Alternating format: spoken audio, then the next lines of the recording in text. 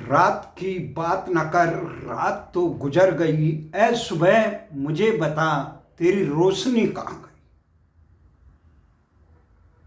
भारतीय संसद में कवि सिकंदर बख्त का द्वारा गुंजाए गए इस शायर से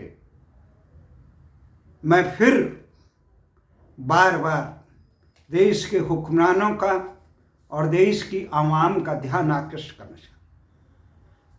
देश के संविधान को अपनाने की 75वीं वर्षगांठ पे संसद पर जिस प्रकार से पक्ष और विपक्ष एक दूसरे पर आरोप प्रत्यारोप लगाने में व्यस्त था, उसी को देखते हुए मुझे ये इसकी स्मृति पुनः आ गई कि रात की बात न कर, रात तो गुजर गई, ऐ सुबह मुझे बता तेरी रोशनी कहाँ गई।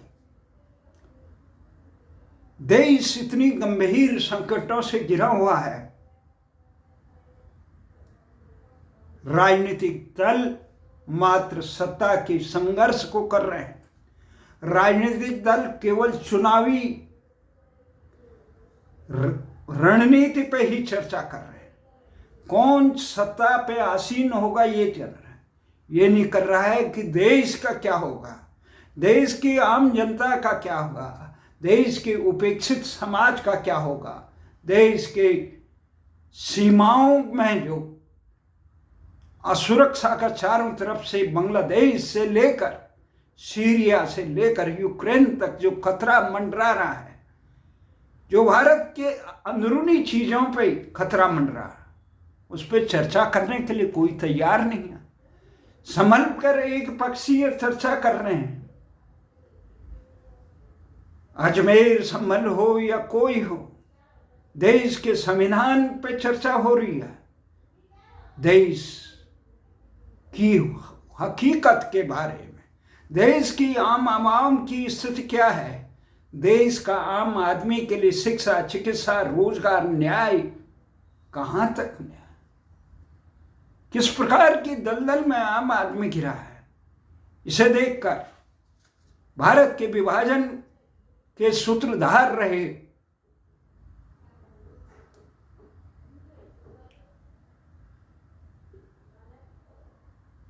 इकबाल का वो शेर याद आता है मुझे फिर। वतन की फिक्र कर नादान, मुसीबत आने वाली है, तेरी बर्बादियों के मशवरे आसमानों पे हैं, न समझोगे तो मिट जाओगे हे हिंदुस्तान वालों, तुम्हारी दास्तां तक तो न होगी दास्तानों में।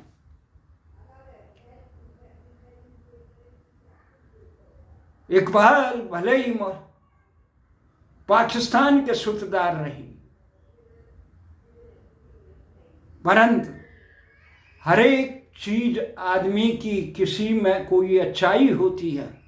उन्होंने ये सही कहा कि हे हिंदुस्तान वालों, वतन की फिक्र करो।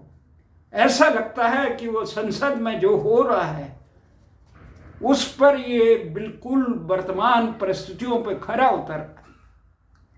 हमारा ये मानना है भूतकाल या आरोप पर आंसू बहाने से कभी भारत महान नहीं बनेगा। मात्र भूतकाल को कोसने से देश मजबूत नहीं बनेगा। मात्र भूतकाल को करने से वर्तमान की तस्वीर नहीं सुधरेगी। वर्तमान किससे बनेगा? वर्तमान बनेगा वर्तमान में सकारात्मक सुधार काम करने के लिए। आम देश की आम जनमानस को शिक्षा, चिकित्सा, रोजगार, न्याय और सुशासन देने से कांग्रेस ने क्या किया, बीजेपी ने क्या कर रही है, क्या किया, किसने क्या किया, हाँ दिशा सही होनी चाहिए। जो संविधान में भटकाव के वो हो रखे संशोधन, जो धर्मनिरपेक्ष से लेकर कश्मीर 370 से लेकर 35 ये क्या हो रखा था, वो भटकाव का है, दिशाहीनता है। जो वक्फ बोर्ड का हो रखा है वो दिशाहीन है। जो पूजा स्थल वाला है, वो देश की आत्मा को झकझोरने वाला है, न्याय का गला घोंटने वाला है। परंतु जिस प्रकार से प्रधानमंत्री मोदी के नेतृत्व में भारतीय जनता पार्टी और सत्तारूढ़ राजग गठबंधन का एकमात्र उद्देश्य कांग्रेस पर नेहरू से लेकर आज तक आक्षेप लगाना रहेगा।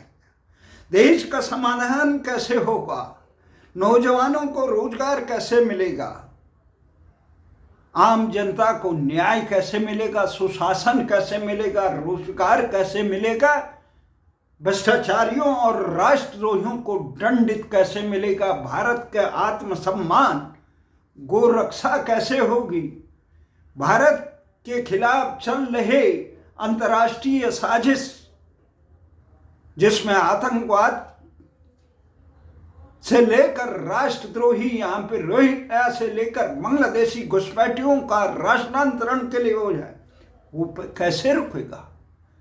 भारत की हजारों किलोमीटर की बांग्लादेश के साथ लगी हुई अंतर्राष्ट्रीय सीमा, उसकी चौकीदारी करने का काम, ठीक है नेहरू ने कोई गलत किए होंगे, उस समय की परिस्थितियां कुछ और है, पर जनता ने मान लिया कि कांग्रेस ने गलत किया, तभी तो आप पे शासन दिया। 10 साल की सत्ता में आसीन हो गए आप, 2014 से 24 हो गए। आपने क्या किया आम जनता के लिए? नेहरू गलत थे या इंदिरा गलत थी या राजीव गलत थे या कांग्रेस गलत है या विरोधियों ने नहीं किया या अन्य सान, आप लोगों के पास समय है, पर्याप्त बहुमत था। आपने राम जन्मभूमि का अच्छा काम किया, आपने ट्रिपल तलाक पर अंकुश लगाने का अच्छा किया, परंतु उसके साथ ये भ्रष्टाचार के ये सांप भारत माता को डस रहे हैं, उन पर अंकुश लगाने के लिए काम किया, जिनको आप खुद भ्रष्टाचारी कहते हैं, उनको सत्ता का सियासन में राज तिलक किसने किया था, इस बात का भी स्वीकार होना चाहिए। भ्रष्टाचारियों को किसी भी हालत में बख्शना नहीं चाहिए। कांग्रेस विश्व की बैल है, यह राष्ट्रद्रोहियों का वो है। इससे कहने से नहीं होगा। जनता को जब उचित लगता है कि आपका चेहरा कांग्रेस के चेहरे से भी बदतर हो रहा है, तो जनता आपको उखाड़ फेंकती है। जहां तक चुनावी मशीनों का सवाल है, उस समय भारतीय जनता पार्टी जब कांग्रेस सत्तारूढ़ में थी, मनमोहन सरकार थी, उस समय मशीनों के खिलाफ बोल रही। आज भारतीय जनता पार्टी मोदी के नेतृत्व में सत्तारूढ़ है 10 साल, तो कांग्रेस अपनी भूल पर प्रायश्चित करे, जनता से माफी मांगे। हम उस समय ये काम इस तरफ ध्यान नहीं दे पाए, परंतु ये भी निश्चित है संगठन रूप से, बिना संगठन के न मतपत्र से जनादेश हासिल हो सकता है, न चुनावी मशीनों से। शासन प्रशासन इतना पद है कि 5-10% की ऊंच नीच हो सकती हो, परंतु एक अपार जनादेश को नकारने का काम नहीं होना चाहिए। हमारा ये मानना है कि देश पे इस समय बहुत बड़ा संकट है, इसलिए और ये भी सोचो कि संसद की अमूल्य समय को हाय हल्ला में जांच सबकी होनी चाहिए, जिसपे भी आरोप लगा, चाहे वो अडानी हो या राहुल गांधी हो, सब पे जांच होनी चाहिए, निष्पक्ष जांच होनी चाहिए। यो समय कहाँ किया जब भगवान राम ने सीता जी के अग्नि परीक्षा के लिए तैयार किया था, साधारण आदमी है। तो ये जनता की द्वारा चुनी हुई, एक तरफ 75 साल का संविधान का वो किया जा रहा है, दूसरी तरफ जांच ही करने के लिए तैयार नहीं। जांच करिए, सोरास कौन है, राहुल गांधी से उनका क्या संबंध है, अगर ये राष्ट्र के खिलाफ गठजोड़ है तो उनको विवेचना का आप करिए, अमेरिका से प्रत्यर्पण की मांग करिए, और उसके अलावा जो है जनता के सामने कचहरी की। परंतु दूसरों के घर पत्थर मारने वालों के अपने घर भी शीशे के नहीं, जनता जानती है इसलिए अडानी हो या राहुल, कोई देश से बढ़कर नहीं है। सबकी जांच होनी चाहिए, जांच से कोई नहीं बचे। दूसरी तरफ ये पूजा विधेयक है, संभल का से लेकर राहुल और प्रियंका जो कांग्रेस की बागडोर संभाले, उन्होंने उचित अवसर खो दिया। इसीलिए कहते का बरखा जब कृषि नहीं। जब 2012 में देश का नेतृत्व करने का राहुल गांधी के पास समय था, उन्होंने नासमझी से या कांग्रेस के गलत सलाहकारों की वजह से वो अवसर खो दिया। अब समय बार बार नहीं मिलता है। अब आप केवल भारतीय संस्कृति को गाली देने से और सनातन धर्म पर आक्षेप, आप में हिम्मत है, आप इस देश को की एकता और अखंडता को तार करने वाले आतंकवादियों के खिलाफ भी बोलिए। आप बोलिए कि जब न्यायालय फैसला देता है सर्वे का, तो सर्वे क्यों नहीं होने दे रहे, चाहे संभल हो या अजमेर हो या कहीं भी हो। जब न्यायालय ने उसे सुनवाई योग्य माना है, ये प्रवृत्ति है, और जो गलत कर रहा है उन पे कड़ा दंड भी लगाया जाए, क्योंकि समाज के परंतु पत्थर फेंकने वाले, न्याय के प्रति शांतिपूर्ण कार्रवाइयों में पथराव करने वालों पे आपका दोहरा चरित्र नहीं होना चाहिए। ये नहीं राजस्थान का दर्जी उसका सर कलम कर दे तो कोई उफ तक न करे, वहां तक जाए ना, और दूसरे के साथ हो तो आप घड़ियाली आंसू बहाए। ये नहीं होना चाहिए। आपके पास राजस्थान से लेकर, आपके पास तेलंगाना से लेकर हिमाचल तक सरकारें हैं। आप वहाँ आदर्श कैसे सुशासन करते हैं, कैसे युवाओं को रोजगार दिया जाता है, कैसे आम नागरिकों को भ्रष्टाचार के खिलाफ अंकुश लगाया जाता है, ये काम करके दीजिए। जैसे केजरीवाल दिल्ली में कर रहा है, भले ही वो नासमझी से कर रहा है केंद्र सरकार की, कोई जरूरत नहीं थी दिल्ली में ऐसी सरकारों की, परंतु वो अपने कैडर को चाहे रोजगार देने का काम कर रहे हैं। वो योजनाओं का इस प्रकार से खराद का वितरण, रेवड़ियां का वितरण करने का काम करे। पहले चुनाव आयोग को अंकुश लगाना चाहिए था, फिर न्यायालय को अंकुश लगाना चाहिए। वोट को वोट पर केस से समान ही ये जो देश में आम नागरिकों 80 करोड़ जनता को मुफ्त में राशन देने का केवल कोरोना काल में ठीक था, उसके बाद ये राशन देना भी एक प्रकार से भ्रष्टाचार का पर्याय है। तो हमारा ये मानना है कि देश को मजबूत करे, देश की शिक्षा प्रणाली हो, एक देश एक चुनाव, ये उचित है, परंतु उससे भी जरूरी है एक देश एक शिक्षा हो, भारतीय भाषाओं में हो। अंग्रेजी की गुलामी, अगर गुलामी को दूर करने भारत प्रधानमंत्री ने संसद में 10 अपने उद्देश्य बताई, संकल्प बताई, उसमें एक गुलामी की मानसिकता को दूर करने का सबसे बड़ा दायित्व सरकारों का होता है। सरकार के पास ये अवसर था, उन्होंने भारत का नाम, अपना नाम तक देने के लिए पिछले सरकार में 2022-23 में ऐसा अवसर था, विशेष सत्र हो गया था, इंडिया गठबंधन बना, उस समय देश में माहौल था, देश के नाम में संविधान में संशोधन कर सकते थे, भारत रख सकते थे, परंतु नहीं किया। इस समय देश में इंडिया की क्या जरूरत है, अंग्रेजी की क्या जरूरत है। हम तमिल पढ़ सकते हैं, तेलुगु पढ़ सकते हैं, उड़िया पढ़ सकते हैं, फ्रेंच, हम पढ़ने को तो फ्रेंच और जर्मन से लेकर रशिया, चाइनीज सारी भाषाएं पढ़ सकते हैं, परंतु भारत के आम आदमी को न्याय भारतीय भाषाओं में मिलना चाहिए।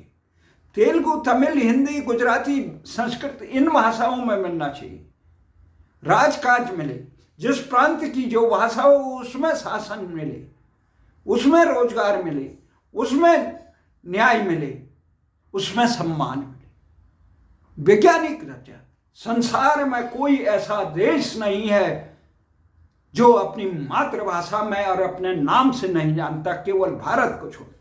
भारत में एक ही काम हो रहा है, अपने सम्मान, अपनी भाषा, अपनी नाम को मिटाने का काम हो रहा है। तो इसलिए हमारा कहना है, दो संविधान के प्रधानमंत्री ने लोकसभा में कहा अपने ये संविधान की 75वें साल में अपने भाषण में कि जब हम 100 साल मनाएंगे संविधान की, तो उस समय ये होना चाहिए भारत विकसित हो। भारत विकसित तब होगा जब अपनी भाषाओं में लोकतंत्र तभी होगा, जनता की भाषा में जनता के देश को अपना नाम मिलेगा। क्या कारण है कि इस देश में देश के इतिहास को जानने से कोरोनेशन पार्क बनाने की जरूरत है। भारत के लाखों सपूतों को निर्मम हत्या करने वाले दरिंदों के यहाँ स्मृति पार्क बनाए, ये जरूरत नहीं है। भारत में अब गुलामी के इस कलंक को जैसे कोरोनेशन पार्क में और अंग्रेजी भाषा को भी वही महत्ता मिले जो चीन, फ्रांस और रशियन अन्य भाषाओं में मिलती है, वह पढ़े जिसको पढ़ने की जरूरत है। पर भारतीय भाषाओं में न्याय, भारतीय 2 दर्जन से अधिक 8वीं अनुसूची में शामिल भारतीय भाषाओं में मिलना चाहिए। परंतु कौन करेगा? व्यवस्था में जो बैठे हों वो करेंगे। यहाँ पर राष्ट्रमंडल देश कॉमनवेल्थ के द्वारा ये देश में धर्मांतरण और राष्ट्रांतरण के षड्यंत्र करने वाली मिशनरी और जितने यहाँ पे धर्मांतरण के काम में लगे वो लोग नहीं चाहते हैं भारतीय भाषा में काम हो। उन लोगों ने तमिलनाडु से लेकर देश के विभिन्न हिस्सों में पूर्वोत्तर से लेकर कहीं अंग्रेजी को अनिवार्य से बना दिया है। इस प्रकार के संशोधन करा दीजिए। संविधान में जो संशोधन संविधान निर्माता समिति ने दी, यहाँ पर वो बिल्कुल है। अगर कहीं पे सेकुलरिज्म की जरूरत थी तो पाकिस्तान में, भारत का जनमानस ही सेकुलर है। यहाँ तो सभी पीड़ित उपेक्षित, यहाँ पे यहूदियों से लेकर पारसियों से लेकर जो संसार में उपेक्षित शोषित है उनको जगह मिली, उनको सम्मान का। अब रतन टाटा से लेकर भामा से लेकर जितने हैं वो भारत के गौरव हैं, उनको आत्मसात करें। परंतु यहाँ राजनीतिक दलों ने निज स्वार्थ के लिए जहाँ अल्पसंख्यक, बहुसंख्यक और जातीय उन्माद फैलाकर राष्ट्र को बर्बादी, एक तरफ अमेरिका से, रूस से लेकर इजराइल तक, चीन तक अपनी देश की प्रतिभाओं से अपने देश को आगे बढ़ाना, वहीं भारत जाति और संप्रदाय की दलदल में बढ़कर बर्बाद हो रहा है। देश में सबको निःशुल्क अनिवार्य शिक्षा एक जैसे मिली, ये नहीं कि गरीबों के बच्चे मदरसे में पढ़ेंगे और गरीबों के बच्चे सरकारी स्कूल में पढ़ेंगे।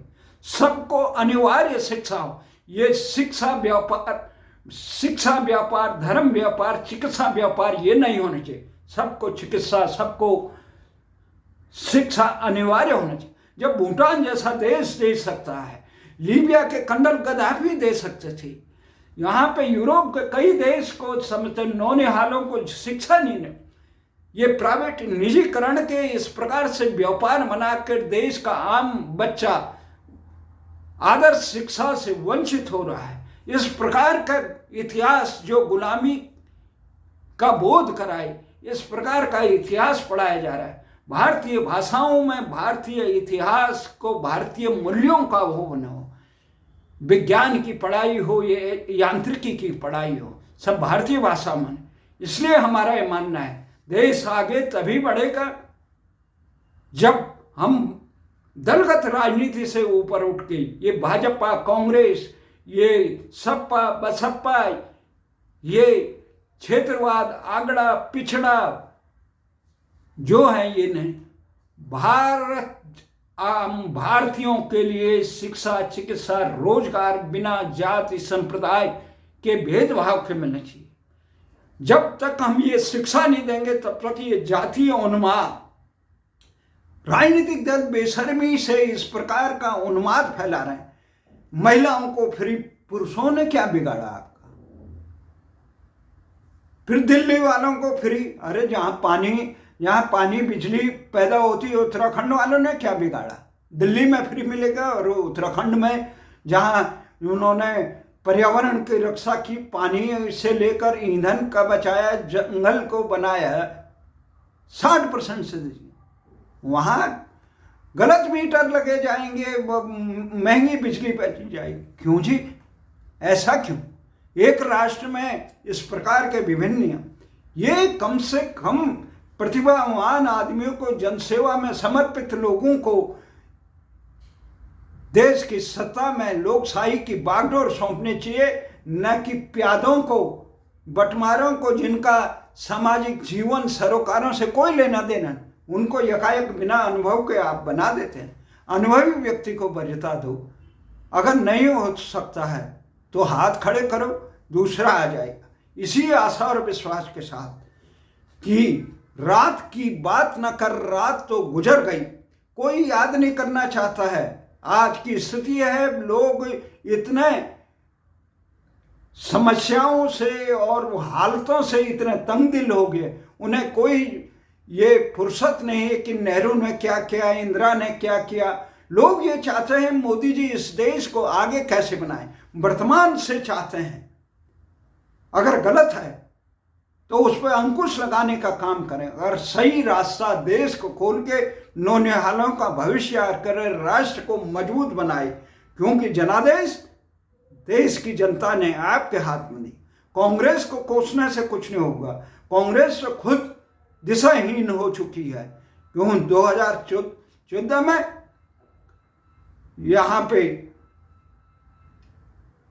हार की समीक्षा का एंथनी कमेटी ने साफ कह दिया है कि ये अंध तुष्टिकरण के आरोप से जनता ने कांग्रेस को हटा दिया। आप बार बार कांग्रेस और उनके इतिहास पुरुषों को उल्लेख करके जनता को के गांव में आप ये बताइए आपने क्या काम किया, और उस काम नहीं किया तो जन भावनाओं को समझ के उसको सही करिए। जनता आपके साथ है, जनादेश आपके साथ है। ये बहाना नहीं चलेगा कांग्रेस ने ये किया। कांग्रेस, आप सुधारो और सही दिशा दो।